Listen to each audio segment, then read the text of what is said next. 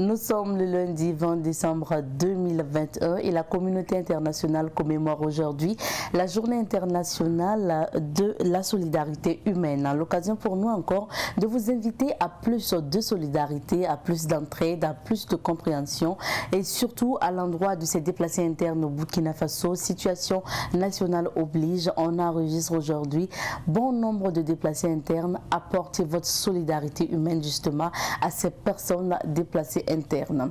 Bonjour, fidèles téléspectateurs de Bonjour le Faso, c'est toujours un plaisir pour nous d'entamer une nouvelle semaine avec vous, avec une nouvelle équipe de réalisation, mais c'est la même mission, vous apporter de l'information, de la découverte et puis bien sûr un peu de divertissement à travers Bonjour le Faso qui est le miroir du Faso au quotidien. Alors cette semaine nous sommes installés à Bousouma pour vous faire découvrir donc Bousouma ou le royaume de Bousouma et vous faire découvrir justement le palais donc du diman de Bousouma dans la rubrique à la découverte 2 avec la complicité bien sûr de Ablo qui a effectué le déplacement au niveau de Bousouma pour nous.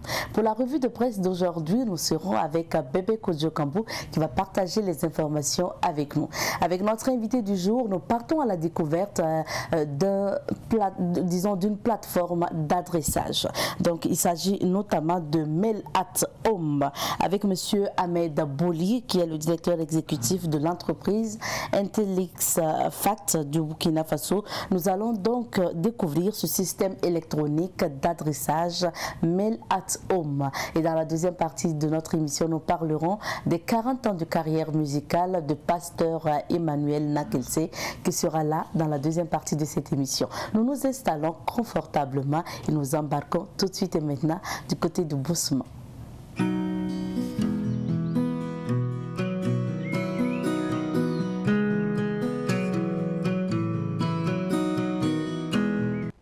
Et la première émission, la première rubrique du moins de cette émission vous permet de découvrir le Burkina Faso dans toutes ses facettes, que ce soit le Burkina Faso traditionnel, le Burkina Faso coutumier, le Burkina Faso vis-à-vis donc de ces sites touristiques.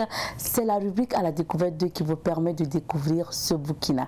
Aujourd'hui, nous sommes installés à Bousouma tout au long de cette semaine pour vous faire découvrir bien sûr cette localité. Alors rappelons pour commencer que Bousouma est un département et une commune rurale de la province du Salmantenga dans la région du centre-nord. Le royaume de Bousouma est un des principaux États moussi. Bousouma signifie littéralement enterrez-moi ici. Le royaume de Bousouma a été fondé vers 1530 par Naba Nabiswende, qui était le fils du Moro Naba Koudoumie, 6e Moro Naba de Ouagadougou. Après lui est venu Naba Tirango, qui n'a régné que 12 ans car on le croyait avoir péri en guerre après son absence prolongée.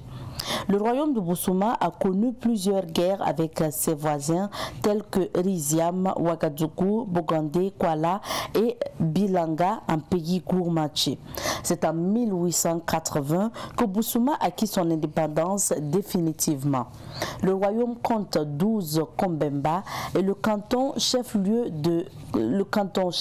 où Ganganoré est constitué par les villages conquis et stabilisés au premier moment de l'arrivée de Nabiswende. Le canton est géré directement par le roi et on y trouve des villages à la tête desquels sont placés les princes de Bousouma qu'on appelle Rimbisi et qui jouent justement le rôle donc de garde frontière. Les limites géographiques du royaume correspondent exactement à celles de la province du Salmantenga. Actuellement, Bousouma est piloté par Naba Sigri qui est le diman de Bousouma. Il a été intronisé le 10 mars 2019 et est le 32e roi. Il faut rappeler qu'il est le fils de Feu Naba Sonré et de la reine Mariam. L'un des événements phares de Bousouma, c'est le Napoussoum, qui a lieu chaque année et qui est organisé par le diman de Bousouma. Il faut rappeler que le Napoussoum est l'occasion pour Naba Sigri de recevoir des autorités coutumières et religieuses, des autorités politiques également, et les habitants pour des salutations.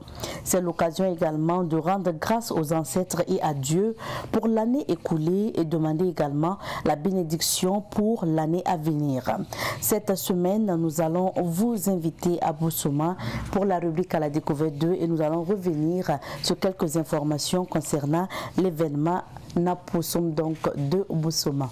Et on dit merci à Abdoulaye Kenda qui a effectué le déplacement. Il a voyagé pour nous ramener ces images et des témoignages que vous allez écouter à partir de demain mardi. Pour la suite, nous allons marquer une petite pause musicale. C'est le temps d'installer Bébé Kodjo Kambou pour la revue de presse.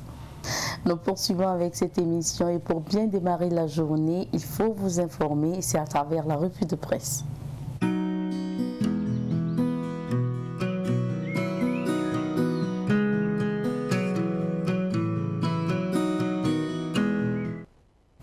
Nous retrouvons à présent Bébé Kodjo Kambou pour la revue de presse. Bonjour Kambou.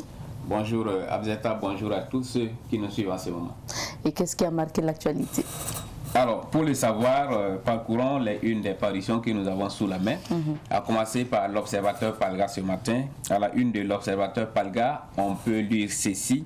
8e congrès ordinaire du CDP, Edi prend les pleins pouvoirs.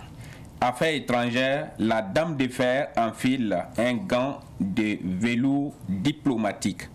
Procès Thomas Sankara, la FIMAT n'a jamais été désarmée, c'est selon Ambroise Diarra, un témoin. Arpenter l'art contemporain, Alceni sous le feu des projecteurs. 18e Grand Prix cycliste SND, Paul Daumont évidemment. RPD, LAT met la machine en route. Donc LAT pour parler de Luc Adolphe Thiaou. À la une du quotidien Le Pays, l'on apprend ceci. Audience des médias, la gratitude du journal Le Pays à l'endroit des intellectuels, des cadres supérieurs et du milieu rural. Formation du nouveau gouvernement, les Burkinabés attendent des résultats concrets. C'est selon Luc Adolphe Thiaou, à lire donc à la page 4 du journal Le Pays ce matin. Congrès ordinaire du CDP, Edi Komboego réélu pour un nouveau mandat. Un changement du logo et la dénomination du parti en vue. Situation sécuritaire au Burkina, l'EDP exige la dissolution de la Constitution. Politique nationale, le PDS dit trouver son compte au sein de l'APMP. Dans la rubrique ActuFoot, on peut lire qu'en 2021, pas de décision pour le report, Mosepe attendu au Cameroun, c'est-à-dire à la page 25. Dans la rubrique Confidence du week-end du journal Le Pays ce matin, on lit crise sécuritaire. Le ministre Maxime Koné met en garde les policiers sur l'utilisation abusive des réseaux sociaux, c'est-à-dire à la page 22. Le quotidien aujourd'hui au Faso à présent, et on peut lire à la une. 8e congrès du CDP, Edi réélu, Blaise dépossédé de ses attributions. Retour sur le voyage annulé de Macron au Mali, un gros lapin politique qui retarde un rendez-vous inéluctable. Organisation de l'orpaillage dans le Oué, le cadre de concertation provinciale en conclave. Allons-y maintenant à la découverte de la une du quotidien, Le Quotidien. Ministère des Sports, de l'autonomisation des jeunes et de l'emploi, Mathias Tankwano prend le brassard de capitaine. 8e congrès du CDP, Edi Komboego réélu pour 4 ans, Achille Tapsoba et 8 autres sanctionnés. Journée portes ouvertes des douanes, des vivres et non-vivres offerts aux personnes déplacées internes. Dans la rubrique Le Voyageur de Guéna de Le Quotidien ce matin, on peut lire Seno, plusieurs morts suite à des attaques terroristes. Soum, le ministre Maxime Koné galvanise les FDS de Guibo. Ouaga, la police municipale saisit des produits douteux dans l'arrondissement 8.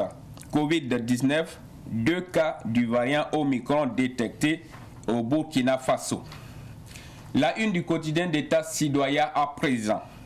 présidence du CDP, Edi Komboigo conserve son fauteuil.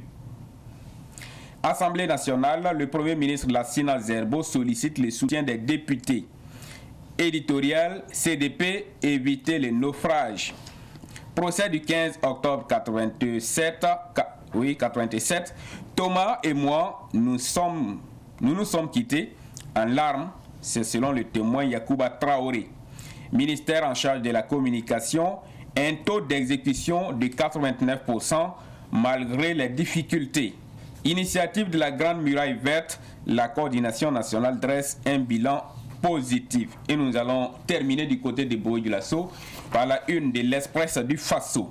On peut lire donc sur cette une ce matin, congrès ordinaire du CDP, Blaise Compaoré dépouillé de ses attributions. Situation nationale, le Conseil de défense examine la situation sécuritaire. Dans la rubrique Autant le dire, on peut lire Congrès pour la démocratie et le progrès, les combles du ridicule. Production des jus de fruits, Afridia, industrie Malia sur le marché. Simple détail, Turquie-Afrique, plus cohérent et dynamique. Emmanuel Macron l'a vite et bien compris. Incident autour du convoi de la force Barkhane, Bazoum demande des comptes. FBF, des décisions contestées, mais Lazare Bassé a sa logique. C'est tout donc pour les unes des quotidiens ce matin à Vieta. Merci à toi Kambo pour la lecture de ces différentes unes et nous allons revenir sur quelques sujets et puis bien sûr ce qui fait de l'actualité aujourd'hui c'est le congrès du CDP qui s'est tenu le week-end et Edi Komboigo est réélu donc président et Blaise Compaoré perd ses prérogatives. C'est bien cela, le congrès du CDP, le congrès pour la démocratie et le progrès s'est tenu contre vents et marées les 18 et 19 décembre donc ce week-end. Alors, comme vous l'avez si bien dit, Edi Komboigo est réélu président, donc président pour un mandat de 4 ans. Et Blaise Compaoré, le président d'honneur, s'est vu retirer l'ensemble de ses prérogatives. Donc, ce qui le réduit vraiment maintenant à un véritable président d'honneur, donc entendu comme président, à juste titre honorifique, si on peut le dire ainsi. Alors, cela peut mettre fin si tous les processus réussissent à cette hégémonie qui le caractérisait parce que ses décisions étaient au-dessus de tout dans le parti alors qu'il n'est pas ici. Bon, alors cela commençait à devenir problématique, surtout lorsque l'on n'est pas sûr que ces lettres qui lui sont attribuées sont vraiment de lui. Donc c'est ce qui a été fait. Autre décision majeure du Congrès, c'est qu'il y a eu 8 cadres qui sont suspendus pour 6 mois. Donc ce sont ces personnes qui avaient été en justice contre le parti et pour par exemple la suspension du Congrès qui était initialement prévue pour les 4 et 5 décembre. On va y revenir. Et autre personne sanctionnée, c'est Achille Tapsoba qui a juste reçu un avertissement. Parce qu'au moment où les partis étaient attaqués en justice, Achille Tapsoba était du camp de Edi Komboigo, donc avant de faire un revirement de dernière minute. Donc il faut rappeler un peu le contexte de la tenue de ce 8e congrès du Congrès pour la démocratie et le progrès CDP. Alors, je l'ai déjà dit, le congrès était initialement prévu pour se tenir les 4 et 5 décembre. Alors, on a vu après que le congrès a été suspendu suite à une lettre du président d'honneur Blaise Compaoré, donc qui demandait la suspension du congrès compte tenu de la situation sécuritaire. Et après cela, le congrès aurait pu se tenir s'il n'y avait pas eu un recours à référé pour demander application de la lettre du président fondateur Blaise Compaoré, puisque ce sont des prérogatives que lui confient un peu les statuts, donc les textes du parti. Alors, une décision du juge des référés donc, qui confirmait la suspension du congrès, mais il faut rappeler qu'il a été interjeté appel contre cette décision et en appel, il y a eu une décision favorable donc, au camp Edi Komboigo qui a fini donc, par convoquer les congrès à nouveau donc, pour se tenir les 18 et 19 décembre. Donc cela a été vu un peu par l'aile dite historique du CDP comme un affront au président fondateur, au président d'honneur Blaise Compaoré, ce qui a fait que à la veille de la tenue donc de ce congrès, le 17 notamment, il y a eu une réunion, en tout cas d'un bureau un peu restreint conduit par Achille Tapsoba pour suspendre Eddy Kombego des instances du parti pour 6 mois, donc un peu à la veille du congrès. Et voilà que à l'issue du congrès, bon, c'est ceux qui avaient suspendu Eddy Kombego pour 6 mois, qui sont allés tous suspendus par Eddy Kombego et autres pour 6 mois. Donc voilà un peu le spectacle que le CDP nous donne de voir aujourd'hui. Cela va donner suite sans doute à un nouveau feuilleton judiciaire qui va s'ouvrir. Et après, bien sûr, ce qu'on a déjà connu, on se rappelle de ces feuilletons, de ces attaques en justice en son temps, initié par Mamadou Kwanda contre le parti. C'était un peu à la veille des élections du 22 novembre 2020. Donc on attend de voir ce que tout cela va donner.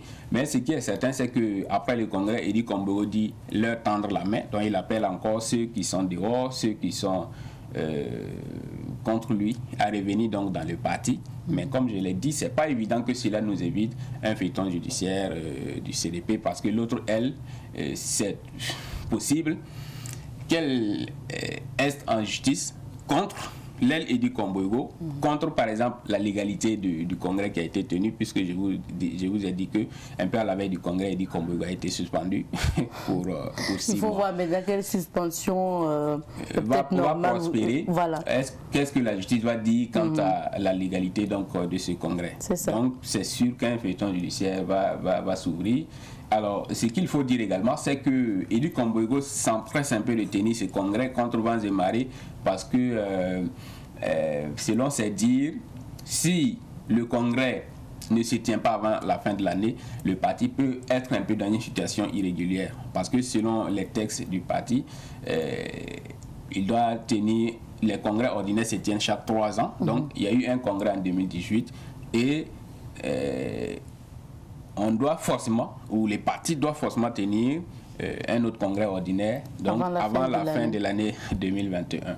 Alors, selon ce que dit l'aile Eddy Kombego, le parti a saisi le ministère en charge de l'administration territoriale, donc qui est le ministère qui est chargé un peu de la gestion des partis politiques. Il a écrit donc à ce ministère-là pour savoir quelle serait la conséquence si le parti n'arrivait pas à tenir le congrès.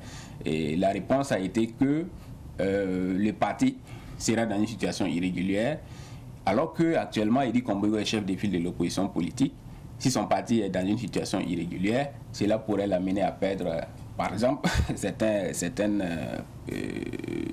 prérogatives.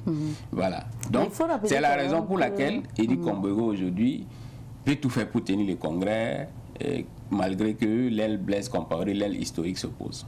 Mais quelque part aussi, on se rappelle que Yaya Zougana a dit sur le plateau de 100 minutes que justement le parti avait la possibilité d'écrire au ministère de l'administration territoriale pour demander un délai, de leur accorder un délai. Ils sont en train de préparer, mais il y a des discordes. C'est ce que dit d'ailleurs la lettre de Blaise Compaoré. Il n'a fait que reprendre un peu une partie de la lettre de Blaise Compaoré qui disait cela. Parce que Blaise Compaoré, en demandant la suspension du congrès qui était initialement prévu les 4 et 5 décembre, savait pertinemment que après la fin de l'année, le parti serait dans une situation irrégulière. Donc il a été dit dans la lettre que le parti, voilà, il a été demandé au parti de prendre attache avec le ministère de l'administration territoriale pour demander peut-être une certaine clémence. Donc voilà. C'était possible en fait. C'était possible, oui, mais quand on écoute l'aile Eddy Kombego qui dit avoir écrit au parti et qui a eu réponse selon laquelle, passé donc cette fin d'année, le parti serait dans une situation irrégulière, on a du mal à savoir à qui accorder du crédit. Donc voilà un peu le problème qui se pose. Dans tous les cas, chacun essaie de tirer la couverture de son côté. Bon, c'est comme je l'ai dit, c'est sûr que c'est la justice encore qui va trancher cette affaire. C'est bien dommage pour un grand parti comme le CDP, et comme le reconnaissent d'ailleurs beaucoup d'observateurs. Bon, c'est bien dommage. Et ce qu'il faut dire, c'est que depuis la chute de Blaise Compaoré en 2014, ce parti-là a du mal un peu à tenir. Ses membres ou ses militants ont du mal un peu à s'accorder. Vous avez vu cette série de démissions qu'il y a eu, Luc Adolphe Thiao, Léonce Koné, beaucoup en tout cas de gens qui ont démissionné. Certains ont rejoint la majorité présidentielle. Alors, et l'hémorragie continue, si on peut le dire ainsi, les discordes continuent. On se demande si ce parti va tenir. Dans tous les cas, il dit qu'on veut à l'issue du congrès qui s'est refermé hier, a lancé l'idée donc d'une réforme du parti, à savoir changement de logo, changement de dénomination, mais c'est un peu voilà, dans la prospective. Ce n'est pas tout de suite. Il dit qu'il va lancer des consultations pour voir et discuter un peu avec les instances du parti, les instances de base au niveau des provinces, et voilà, pour voir ce que les militants pensent, et si les militants décident que le parti peut changer de logo et de dénomination, donc ils vont le faire. Alors, on se pose un peu la question de savoir à quel scénario on peut s'attendre. Peut-être après les feuilletons judiciaires, on peut se retrouver avec un parti qui va s'éclater. Bon, peut-être Edi Komboigo qui va rester avec une partie pour changer un peu le nom du parti, le logo. Et après, l'aile historique qui va se retrouver peut-être pour fonder un autre parti. Bon, ou si elle gagne le procès, il va conserver tout simplement le parti. Peut-être que Edi Komboigo prépare déjà son éjection. Au cas où il perdrait le procès, bon, le nom peut-être qu'il prévoyait, le nom et le logo qu'il prévoyait pour le CDP, bon, peut être suffisant pour fonder un nouveau parti avec le même nom peut-être et le même logo qu'il prévoyait pour le futur CDP, pourquoi pas. Donc on attend de voir ce que va donner le feuilleton judiciaire qui certainement va s'ouvrir bientôt. Bien sûr. En tout cas, un congrès qui s'est tenu contre Vaz-et-Marie. Et puis on a vu quand même que la salle n'était pas assez remplie à travers les images. Ah oui, quand il y a des divisions, quand il y a de telles divisions dans un parti, c'est quand même difficile de mobiliser. Vous savez que la plupart des vice-présidents aujourd'hui sont contre Edi Komboigo, donc ce n'est pas simple. Deuxième actualité, là on part en Guinée, Sekouba Konaté de retour. Oui, Sekouba Konaté, il faut le rappeler, c'était le président de la transition qui a géré un peu la transition après donc le départ de Dadis Camara du pouvoir. Donc c'est lui qui avait cédé le pouvoir au professeur Alpha Condé, donc avant de s'exiler parce que voilà, il était un peu mal vu par le régime à qui il venait de céder le pouvoir. Donc il était en exil depuis 10 ans maintenant, un exil qui l'a conduit notamment au Maroc, aux États-Unis, en Éthiopie et en France. Donc il est de retour depuis le 18 décembre en Guinée. Ça rentre un peu dans la logique, dans la dynamique de l'appel qui a été, ou de l'accord qui leur a été donné par l'actuel président de la transition, le colonel Mamadi Doumbouya. Et on se rappelle que quelques semaines, ils avaient eu cet accord. Sekouba Konaté, Dadis Camara qui est ici à Ouagadougou, a aussi eu l'autorisation de rentrer. Peut-être que dans les jours à venir, on le verra aussi partir en Guinée. Donc c'est un peu dans une dynamique de réhabilitation des personnes qui n'étaient pas trop à l'aise avec le régime Alpha Condé, si on peut le dire ainsi. On attend de voir ce que tout cela va donner du côté de la Guinée. Mais ce qui désole un peu certains, même si d'autres aussi s'en réjouissent, c'est que jusqu'à présent on n'a pas de lisibilité sur la transition en Guinée. Il n'y a pas de chronogramme, voilà, déjà pour la fin de cette transition. C'est aussi souvent ça les risques avec les régimes militaires. Ils peuvent arriver, mais vous ne savez pas ce qu'ils vont faire. Voilà, ils peuvent décider des choses peut-être qui ne vont pas vous plaire. Et on sait aussi que quand on a des militaires au pouvoir et quand on est dans une situation d'exception, il y a des restrictions en termes de liberté publique, par exemple, et pour des gens qui sont libres de parler ou de s'exprimer, comme c'est le cas dans la plupart des États dits démocratiques, beaucoup peuvent avoir du mal à s'accommoder.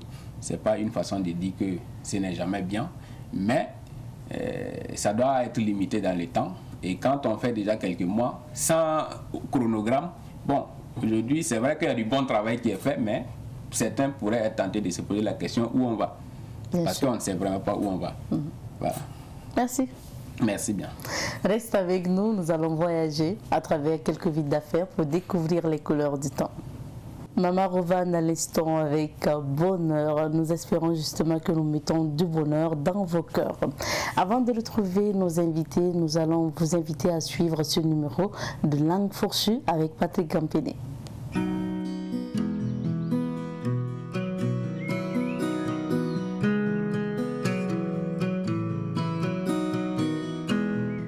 Mesdames et messieurs, bonjour et bienvenue à votre émission Langue fourchue.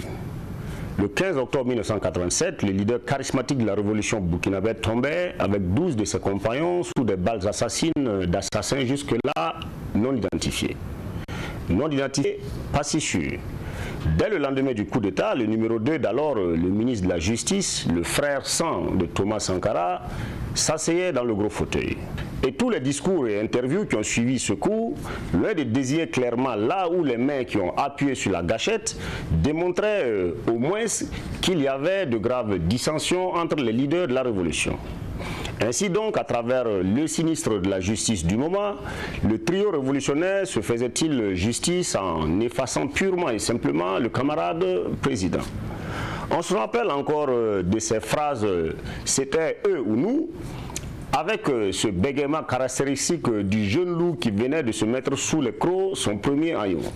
Il n'était pas rare non plus dans quelques gargotes et autres hauts lieux d'entendre de supposés membres du commando expéditionnaire de cette sombre journée du 15 octobre se vanter de leur exploit. Bref, il est loin derrière nous le temps où la simple mention du nom du défunt camarade Thomas Sankara pouvait vous attirer des regards noirs. La veuve et les orphelins du Tchèque africain attendaient depuis bien longtemps déjà que l'on éclaircisse le mystère de la mort aussi brutale de leur chair, et la justice se attend très lentement. Il aurait fallu attendre une bonne petite trentaine d'années pour que ce dossier passe finalement en jugement.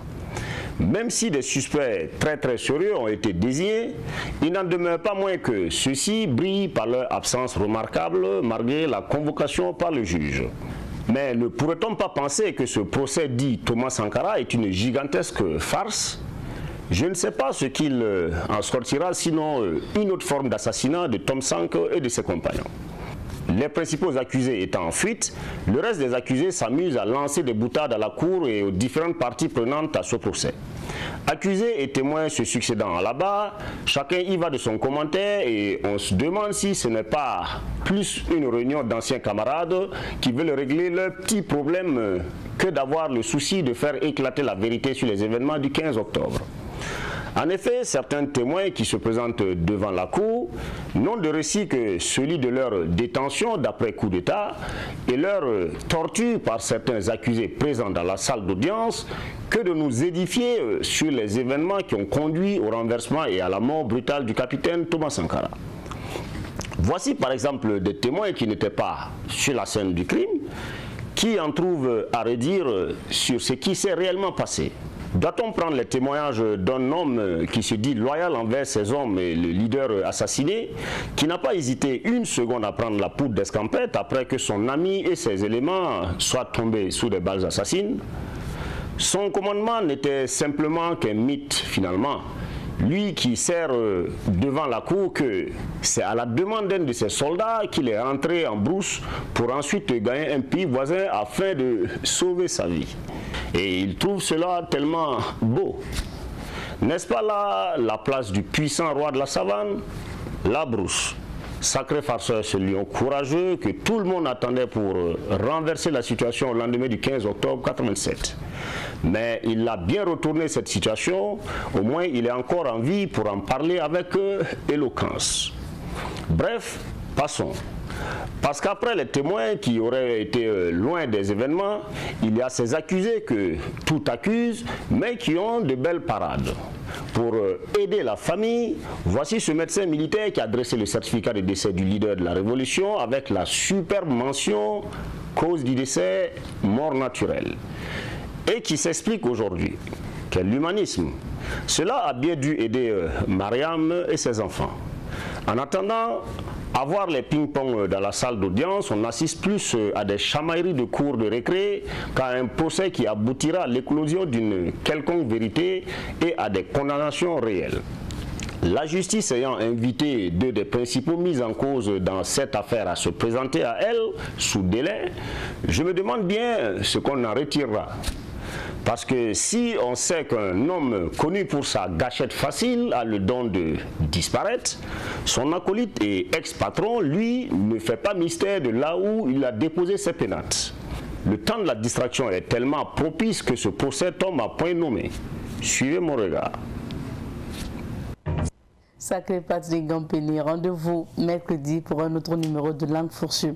En attendant, nous poursuivons avec cette émission. Nous allons vous proposer un élément en rediffusion. Notre invité du jour n'a pas pu effectuer le déplacement et pour ce numéro, donc, nous vous proposons un entretien que nous avons eu avec Lasconi. C'est un panafricaniste, c'est un ancien chercheur pluridisciplinaire et nous avons échangé justement sur la situation sécuritaire au Burkina Faso et surtout la situation politique des pays africains et puis bien sûr du système éducatif africain avec M. Lasconi. Donc nous vous invitons à suivre cet entretien et nous nous retrouverons juste après pour la suite de cette émission avec d'autres invités.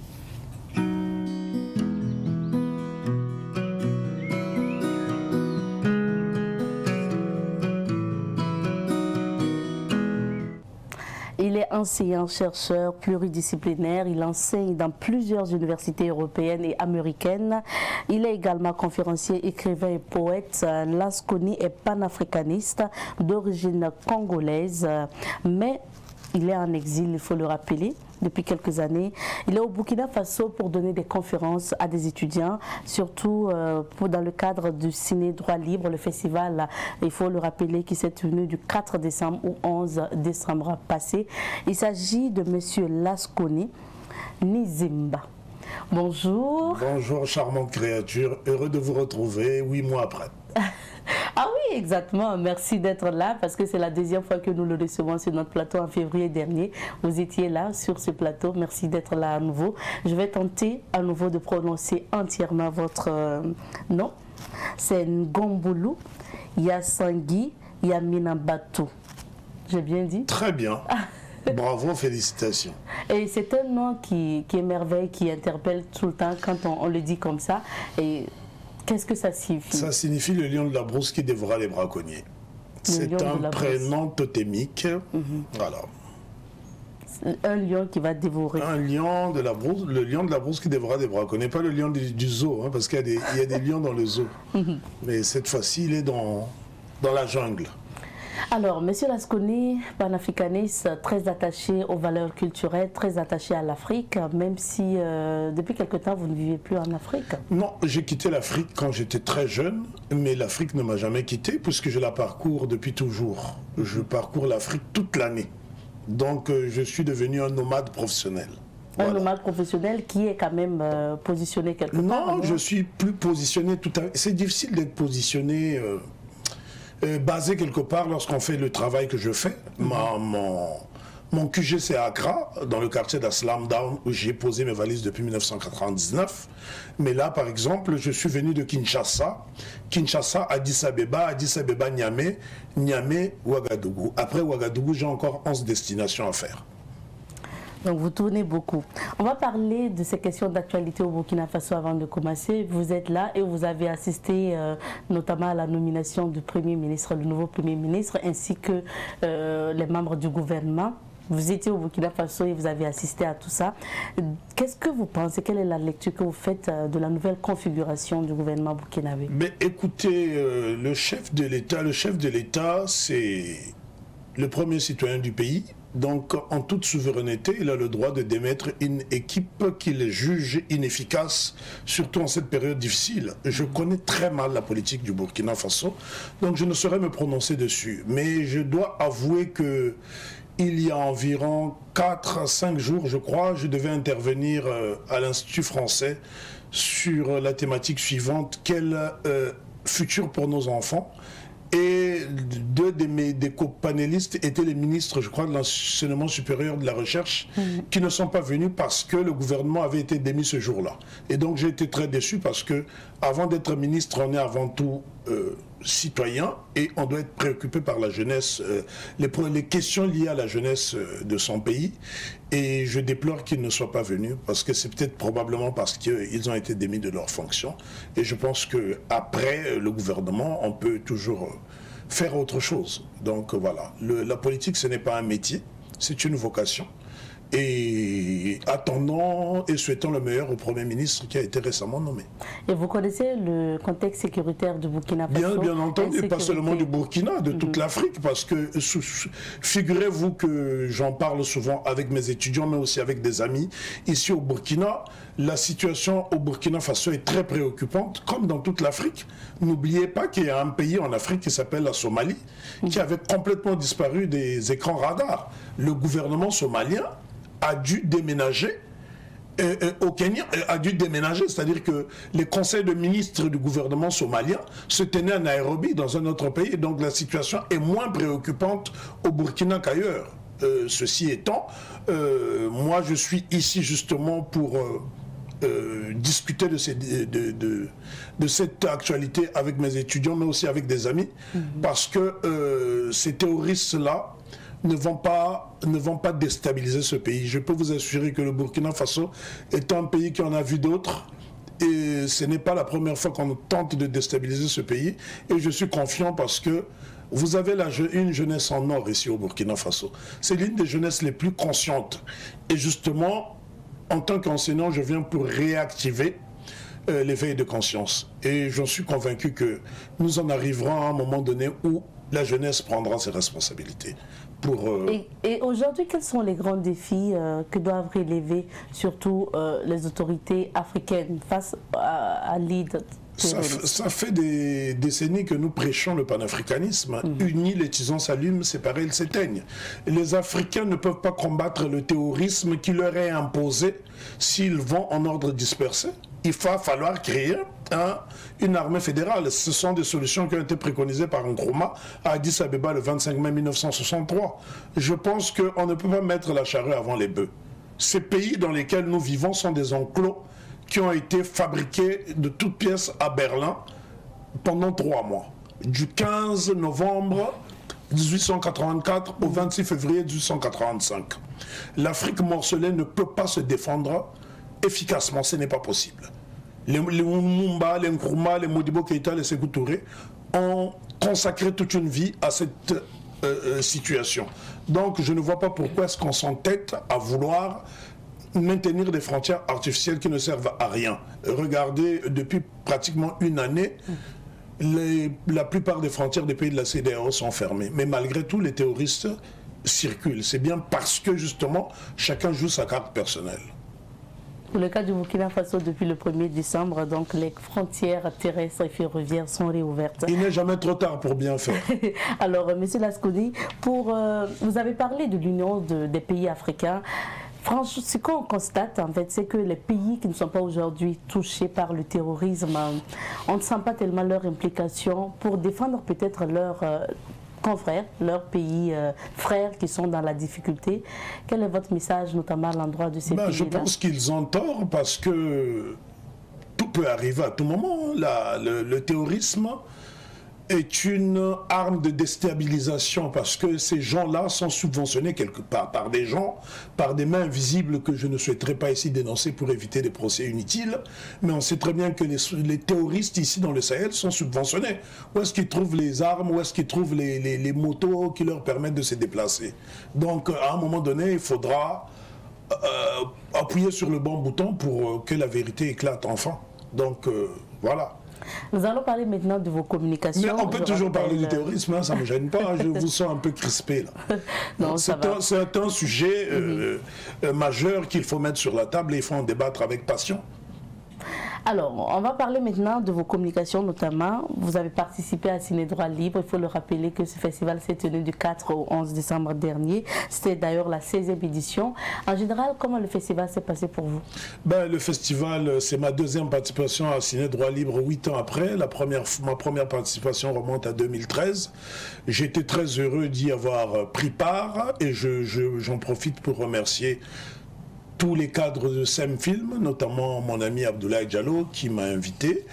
Et je peux vous assurer que c'est toujours un plaisir pour moi de prendre part à ce festival, d'autant plus qu'il fait la part belle à la jeunesse, particulièrement à l'éducation.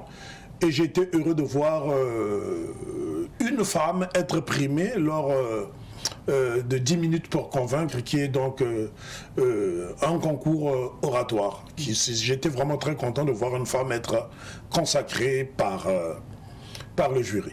Et votre grande participation, votre part, c'était certainement de discuter avec la jeunesse. Oui, de donner une série de conférences. Et j'ai été très honoré pour la première fois de conférer à la cité universitaire Thomas Sankara, qui a été fraîchement inauguré, je crois que c'était l'année dernière.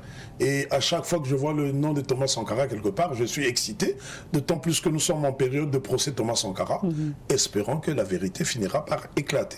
Alors nous allions en parler, mais comme vous avez débuté, on parle justement du procès Thomas Sankara. Qu'est-ce que vous espérez? Quelles sont vos attentes de ce procès, vous qui êtes attaché aux valeurs de cet homme? Mais écoutez, c'est pas seulement Sankara qui a été arraché à la vie. Ce sont 13 personnes. 13 personnes qui ont laissé au minimum une quarantaine d'orphelins, d'orphelines. Donc il faudra soulager ces familles-là. Je suis moi-même, j'ai connu l'orphelinat très jeune, j'ai perdu mon père, j'avais 12 ans. Donc je connais la douleur que cela peut faire de perdre un être cher. Et quand on perd son parent d'une maladie quelconque, on peut se faire une raison, mais lorsque la vie a été arrachée comme ça, quand il y a des êtres humains qui ont décidé de donner la mort pour confisquer le pouvoir, je pense qu'il faut savoir les sanctionner. Et j'espère que les juges burkinabés seront assez sereins au moment de rendre le verdict définitif. On peut toujours déplorer qu'il y ait des fugitifs, des gens qui n'ont pas eu le courage d'affronter la justice de leur pays.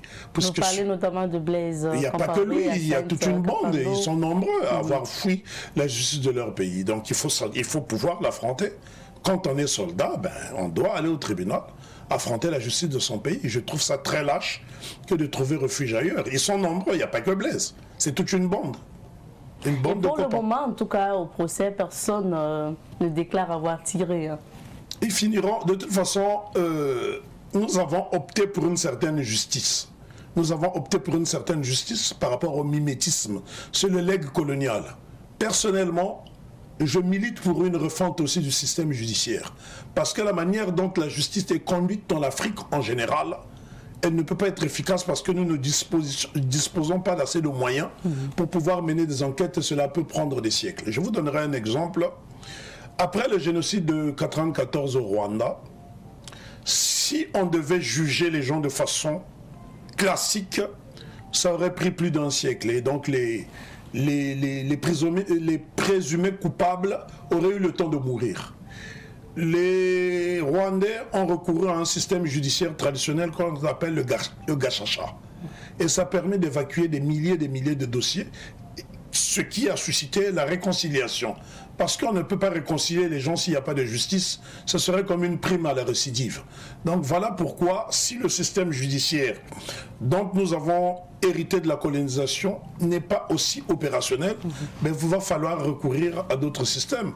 Je pense que si on va à la cour du Moronaba, ici à Ouagadougou, il y a un système judiciaire, on peut toujours s'en imprégner pour évacuer certains dossiers, parce que ça fait 34 ans que les gens attendent. Je fais partie des orphelins de Sankara. C'est cet homme qui m'a fait aimer ce pays. Lorsque le Burkina Faso s'appelait la Haute-Volta, il n'était pas du tout attrayant ni attractif. C'est lorsqu'un certain capitaine Thomas Sankara a décidé de rebaptiser ce pays Burkina Faso, pays des hommes intègres. Puisque nègre et intègre riment, je me voyais être citoyen de ce pays et j'attends toujours ma citoyenneté. Panafricaniste. Alors, l'ASCONI, on va parler maintenant de vos conférences à Ouagadougou. Vous avez dit une phrase que j'ai retenue: l'Afrique d'hier est plus enviable que l'Afrique d'aujourd'hui. Pourquoi vous dites cela? Parce que l'Afrique stable, c'est l'Afrique traditionnelle. Quelle est l'Afrique qui ne fonctionne pas? C'est l'Afrique qui a importé. Et moi, j'ai eu la chance d'avoir séjourné dans 419 villages africains, dans une bonne partie au Burkina Faso. Je pourrais vous emmener dans une localité ici, au Burkina Faso, qui s'appelle Doulnia. Et les portes et les fenêtres sont ouvertes. Aucun voleur n'osera aller prendre ce qui appartient à autrui. C'est cela la civilisation. Et lorsqu'on s'imprègne de ces réalités, on ne peut qu'être fier de l'Afrique d'hier. Et cette Afrique d'hier existe encore aujourd'hui, puisque toute l'Afrique n'a pas été colonisée. Si vous allez chez les Imba, en Namibie, en Angola, ce sont des gens qui vivent de façon authentique. Vous allez chez les Baka, cela ne signifie pas que nous rejetons la modernité, parce que la modernité n'est pas incompatible avec la tradition. C'est là où est l'erreur. Et j'aime toujours exemplifier sur le Japon, qui est le pays le plus traditionnaliste au monde, alors que c'est la première puissance technologique au monde et la troisième puissance économique du monde. Donc, il ne faut jamais opposer tradition et modernité. Il n'y a pas incompatibilité. On peut être un moderniste et un traditionnaliste à la fois.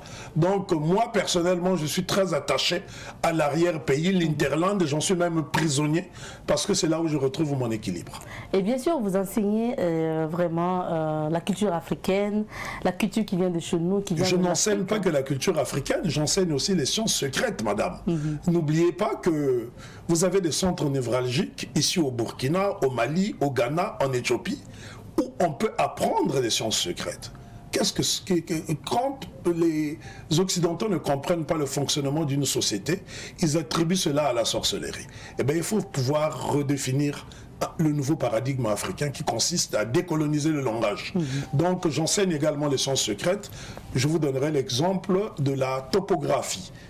Quand on veut construire par exemple une maison dans le Naouri, dans des localités comme Djebélé ou Kampala, à ne pas confondre avec Kampala d'Ouganda, il y a aussi Kampala ici au Burkina. Qu'est-ce qu'on fait?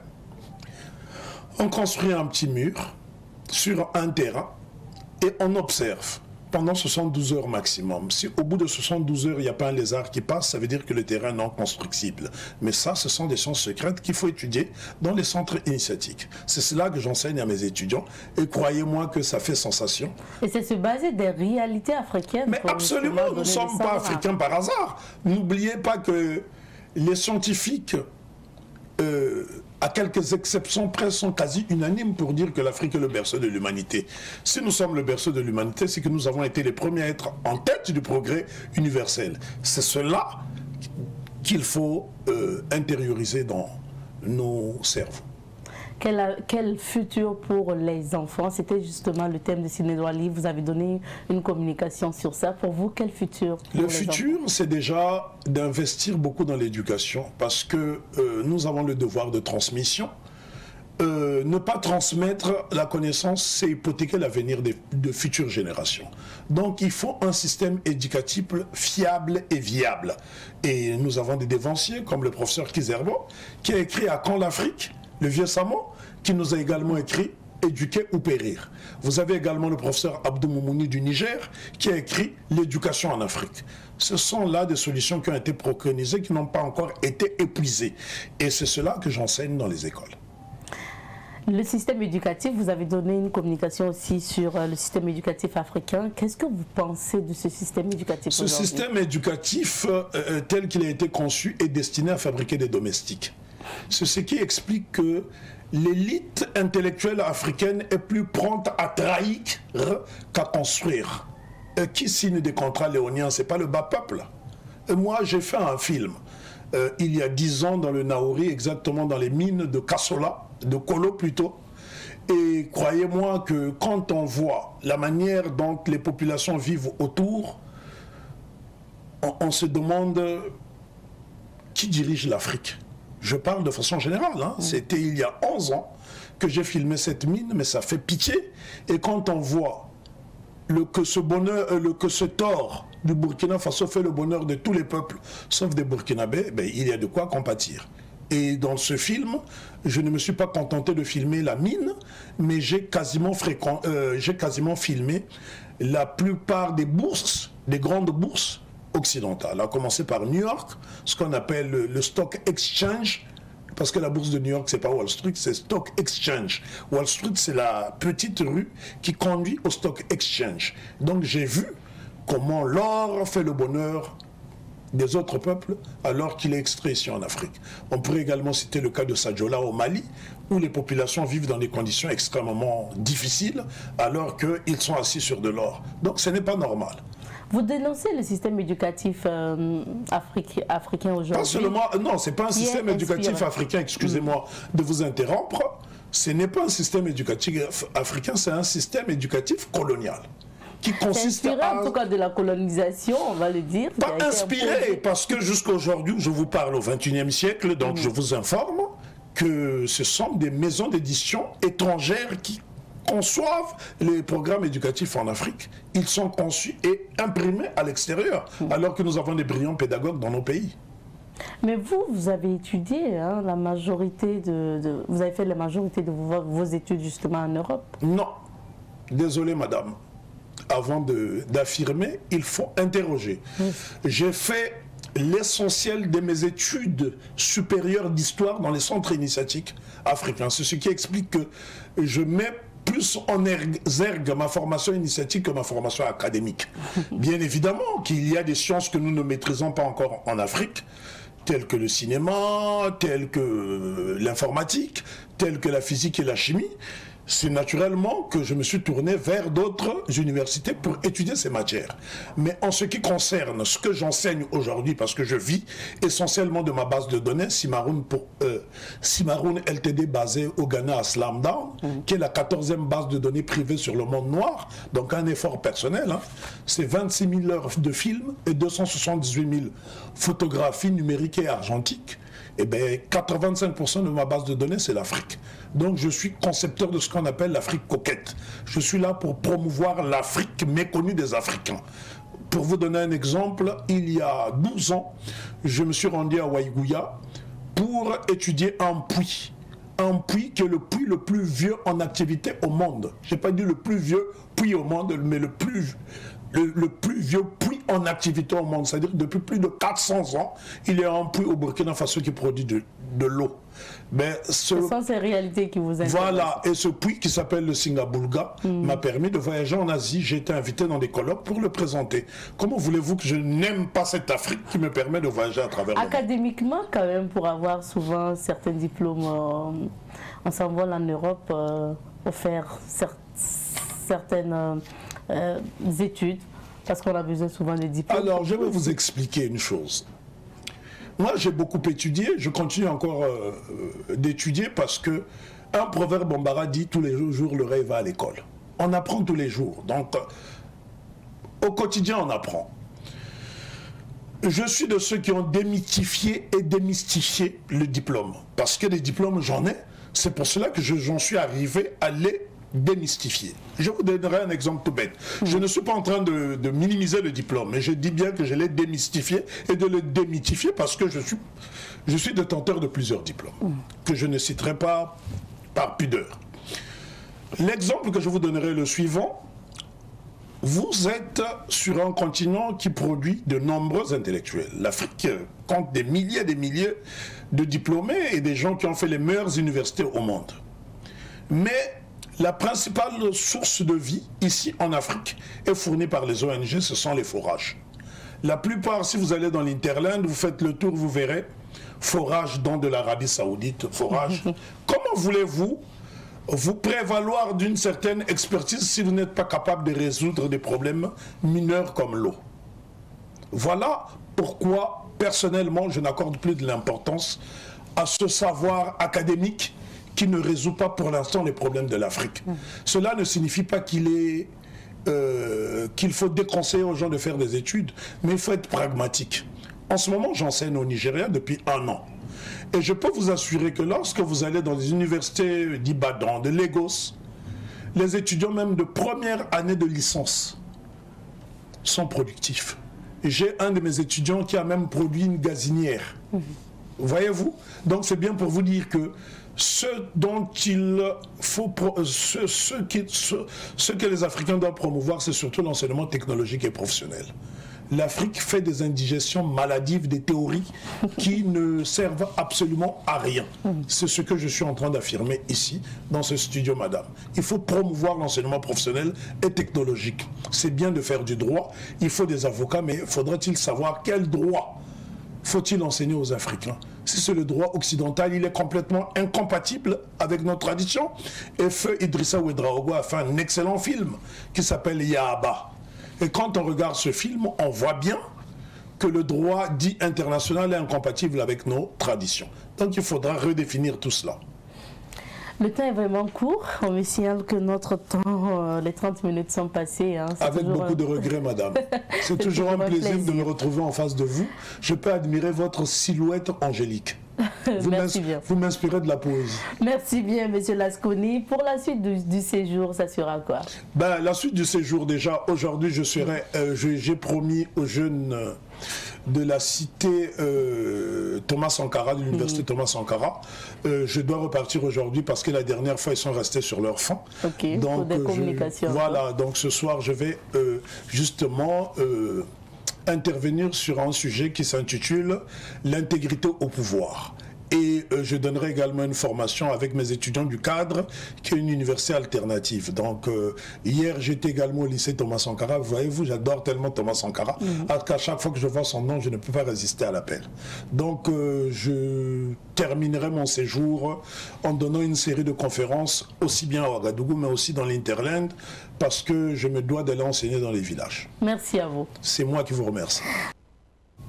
Et nous poursuivons avec cette émission. Je rappelle que l'élément que vous venez de suivre, c'est un élément en rediffusion, un entretien avec M. Lasconi, panafricaniste, que nous vous avons proposé en rediffusion. Et nous sommes de retour sur le plateau de Bonjour le Faso en direct pour poursuivre avec nos prochains invités. On parle des 40 ans de carrière, justement, du chantre, pasteur Emmanuel Nakilse. 40 ans de carrière qui va se célébrer le 26 décembre prochain. Nous en parlons avec lui-même sur ce plateau, pasteur Emmanuel Nakilse. Bonjour et bienvenue. La Fubala. Et vous n'êtes pas venu seul hein, sur ce plateau. Nous sommes avec le président du comité d'organisation de ces 40 ans de carrière, Monsieur Jean-Baptiste Nakanabo. Bonjour. Bonjour. Merci à tous les deux d'être là pour nous parler donc de ces 40 ans de pasteur Emmanuel Nakilse.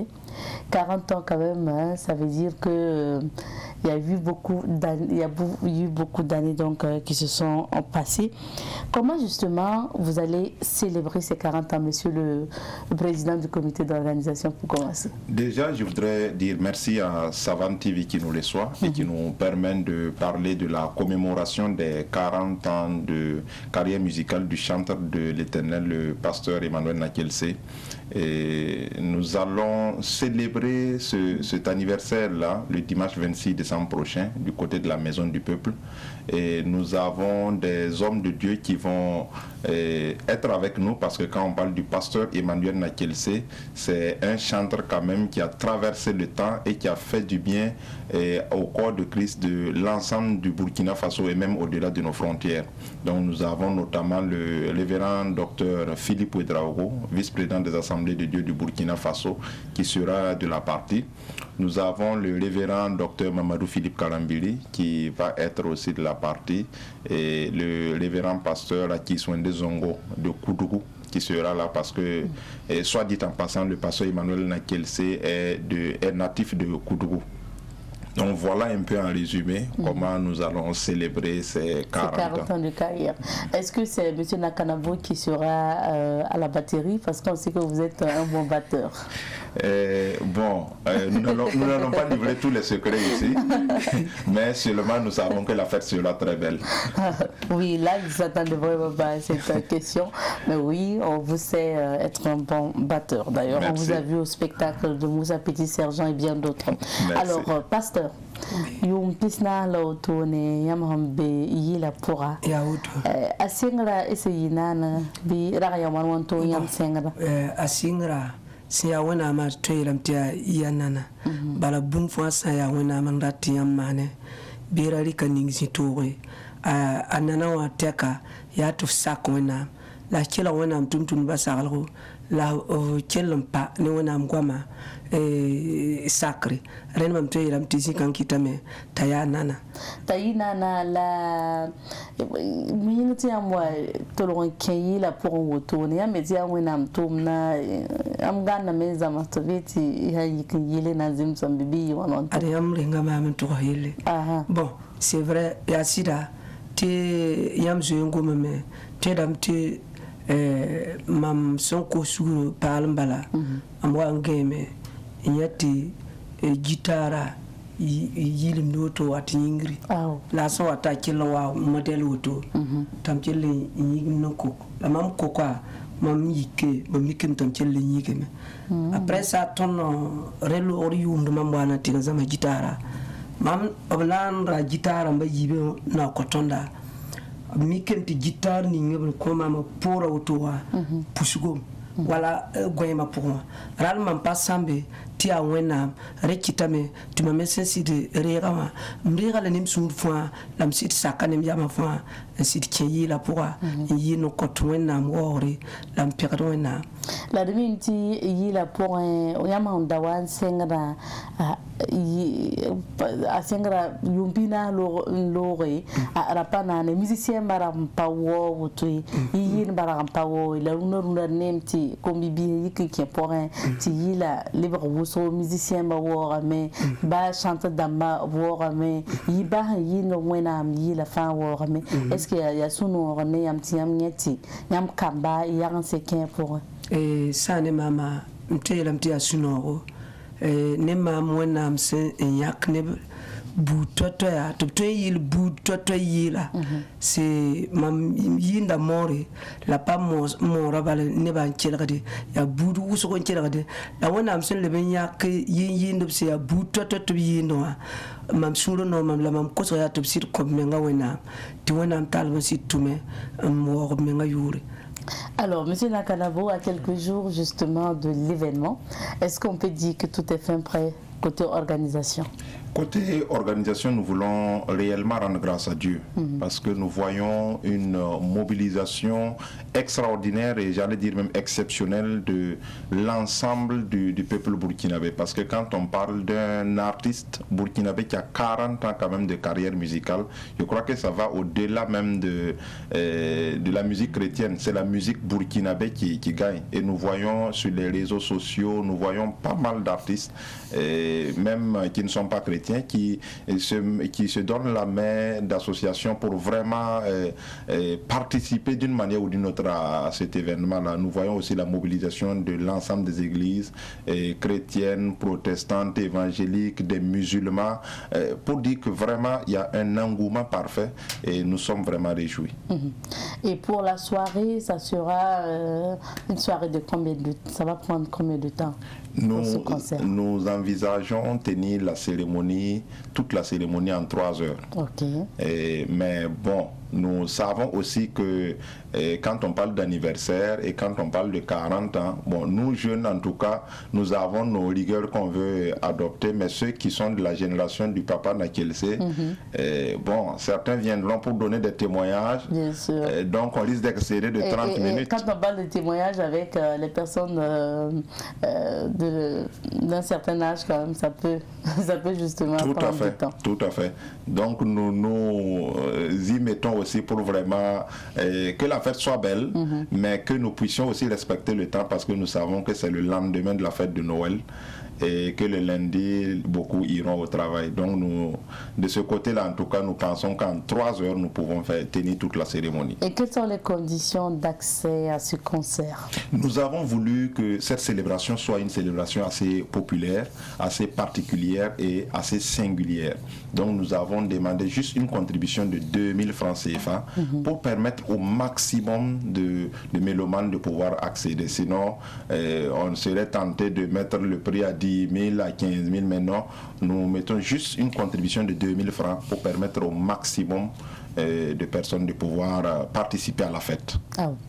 Pasteur Nakelse, yam yumpina yam handata man concert na yina tene ba me watina tarin kilmi yumpina musique pour moi.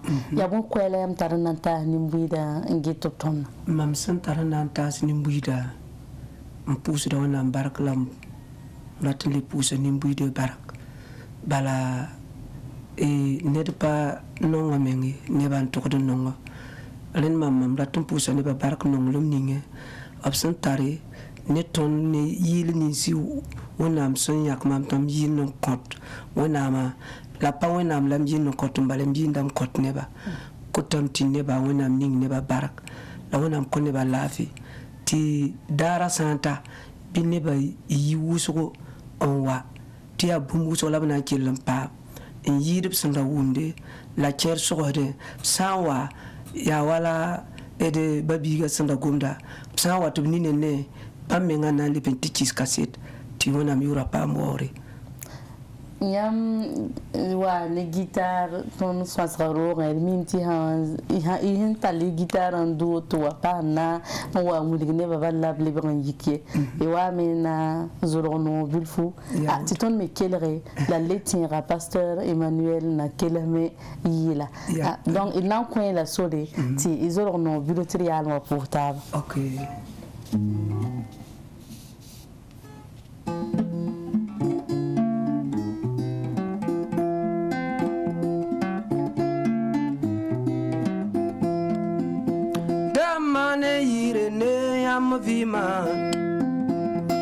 Damman yire ne yam vima ti savanna na vima vjetta vima yellaye sanna na vima vjetta vima yellaye sangudo vima konta siga riba ye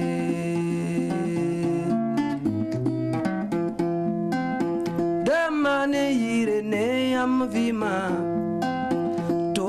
ya bira manire ya nam sobi bira manire zuramba samba soya bibra manire kelegi ya lara manire sanana vima jetta vimielle. Merci à vous, pasteur Nakelse.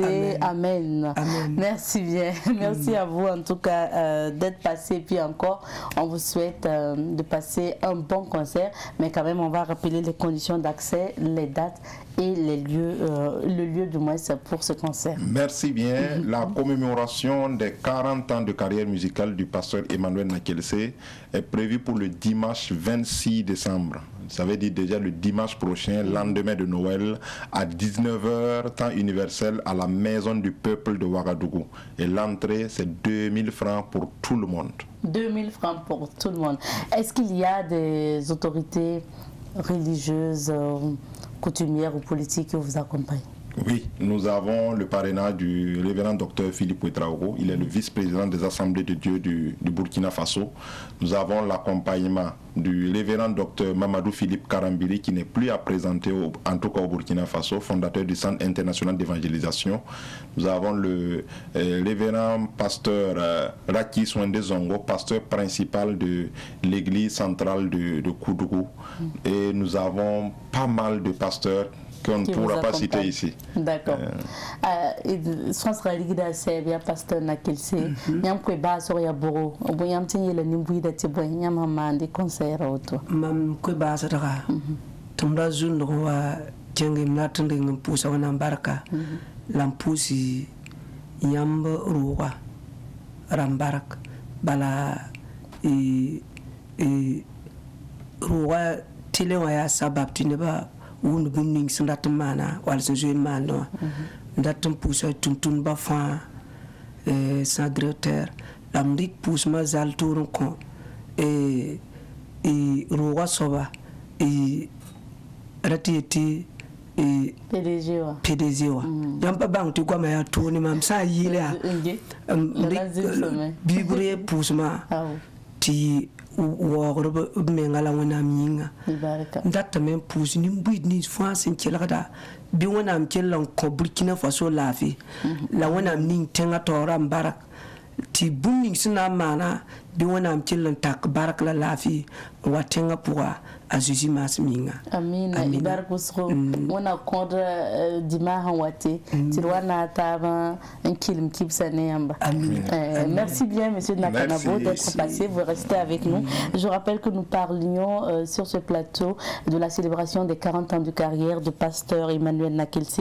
Ça va se passer le 26 décembre à la Maison du Peuple à 19h pour un prix d'entrée de 2000 francs et nous recevions le pasteur lui-même, pasteur Emmanuel Nakelse, chanteur célèbre depuis 40 ans. Il est dans ce métier également. Monsieur Jean-Baptiste Nakanabo, qui est le président du comité d'organisation des 40 ans de carrière du pasteur Nakelse. C'est ici qu'on s'arrête pour l'entretien avec nos invités et pour les accompagner, nous vous proposons de suivre le spot publicitaire de l'événement. 40 ans au service du Seigneur, 40 ans de louange et d'adoration, 40 ans d'évangélisation par la musique, 40 ans d'impact, 40 ans de consécration. Sous la présidence d'honneur du révérend docteur Philippe Ouedraogo, vice-président des Assemblées de Dieu du Burkina Faso, l'ensemble artistique Viens et Vois vous convie à la grande célébration des 40 ans de carrière musicale du pasteur Emmanuel Nakelse, le dimanche 26 décembre 2021 à 19h à la Maison du Peuple de Ouagadougou. Venez vivre le premier concert live du pasteur Emmanuel Nakelse.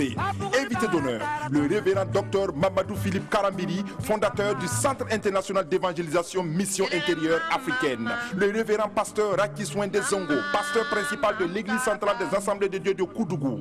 Prix d'entrée unique, 2000 francs CFA.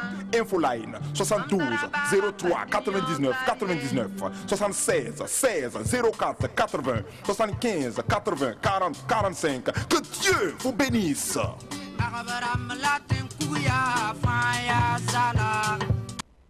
Nous espérons que vous allez effectuer massivement le déplacement donc le 26 décembre prochain pour suivre ce concert du pasteur Nakelse pour célébrer ses 40 ans donc de carrière musicale. Pour la suite, nous allons marquer une petite pause musicale avant de revenir sur la rubrique à la découverte 2 et je vous propose de suivre ce clip de sœur Anne-Marie.